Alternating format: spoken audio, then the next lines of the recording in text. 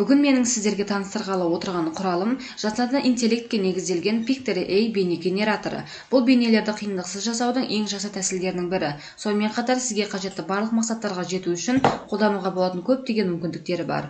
Бұл құралға кіру үшін компьютеріңіздегі кез келген браузердің іздеу жолағына ағылшын тілінде Pictory деп жазсаңыз болғаны. Пайда болған нәтижелердің ішінен Pictory барлығына оңай бейне жасау батырмасын басу арқылы сайтқа кіресіз.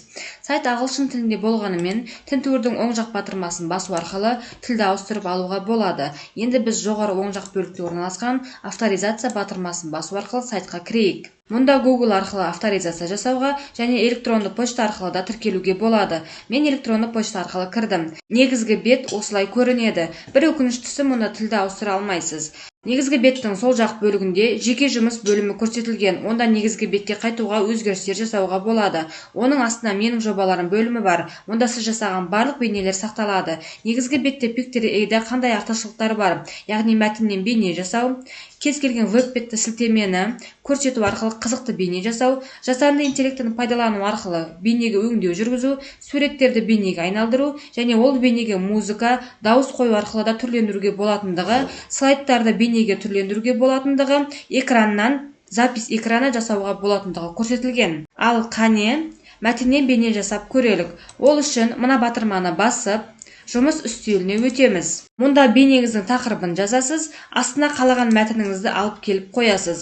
Мен сіздерге алдын ала Дулати атындағы Тараз университеті бастауышта оқыту педагогикасы мен әдістемесі білім беру бағдарламасының 2-ші курс студенттеріне арналған каллиграфияны оқыту әдістемесі пәнінен жазу жұмысына қажетті жағдайлар мен оған қойылатын талаптар тақырыбынан лекциядан кішкене үзінді алған болатынмын. Мәтіндер ұзақ болса, оларды бөлген дұрыс. Бұл бізге бейне пайда болғаннан кейін астында субтитр шыққан кезде қажет болады. Яғни, мәтін толықтай немесе жартылай бейне бетін жауып қалмауы тиіс. Бөліп болғаннан кейін просит батырмасын басамыз, загрузка жүреді. Көріп тұрғандарыңыздай, жасанды интеллект мәтіннің мазмұнына сай видеоларды тауып берді. Оны міне астындағы бөлімнен көрулеріңізге болады. Мұнда міне парта деп тұр, демек партаның суреттерін, видеоларын тауып берді. Бейнеде орналасқан субтитрдің үстін басу арқылы түсін, қаріпін, шрифт мөлшерін, орналасу ретін, тағы да басқаларды өзгертуге болады. Сонымен қатар, егер сізге жасанды интеллект тапқан бейне ұнамайтын болса, сол жақ бөлімдегі Visuals батырмасын басу арқылы мұнда тип, категория, формат бөлімдерін басу арқылы өзіңізге керектісін таңдай аласыз. Яғни фотоның егер мультяжный вариантын қажет етсеңіз, соны таңдауға немесе реальный фотолар таңдауға болады. Келесі аудио бөлімі. Мұнда тілді таңдауға, акцентті көрсетуге, сөйлеуші дауыстың жас мөлшерін көрсетуге, дауыс форматын өзгертуге және ер адамның дауысы не әйел адамның дауысын таңдауға болады. Сонымен қатар Premium Voices'ті қарау арқылы бейнеңізге кез келген музыканы таңдай аласыз.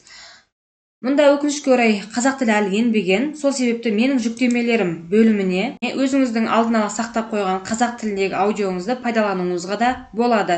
Келесі енді негізгі Story бөліміне өтіп, видеоға генерация жасаймыз. Видео дайын болғаннан кейін әртүрлі каналдарға сілтеме арқылы жүктеуге, оны сақтап алуға болады. Мен сіздерге осы Pictory жасаған видеоны ұсынамын.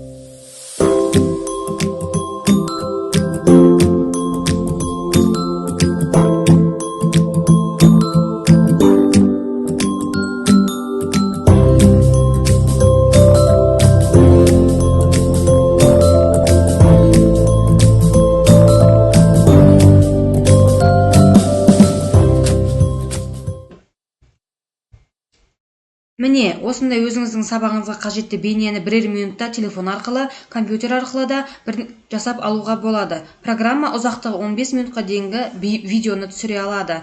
Жалпы Pictory-дің тегін және ақылы бөлімдері бар. Тегін бөлімінің өзін тіркелгеннен кейін бір ай еркін пайдалануға болады екен. Бұның ең маған ұнаған бөлімі запись экраны бөлімі. Бұл жерде толық өз бейнеңізді көрсету арқылы, не болмаса экраннан керекті мәліметтерді көрсетіп, астында өзіңіздің кішкене видеоңызды қоюға да ешқандай бейнесіз де видео түсіруге болады. Бұл тақырыпты түсіндіргенде, онлайн оқығанда, курстар жүргізгенге пайдасы зор. Жалпы Pictory сіздерге ұнады деген ойдамын. Оны барлық білім беру орындарында, сонымен қатар студенттер мен оқытушылар пайдалануына болады. Назар қойып тыңдағандарыңызға рахмет.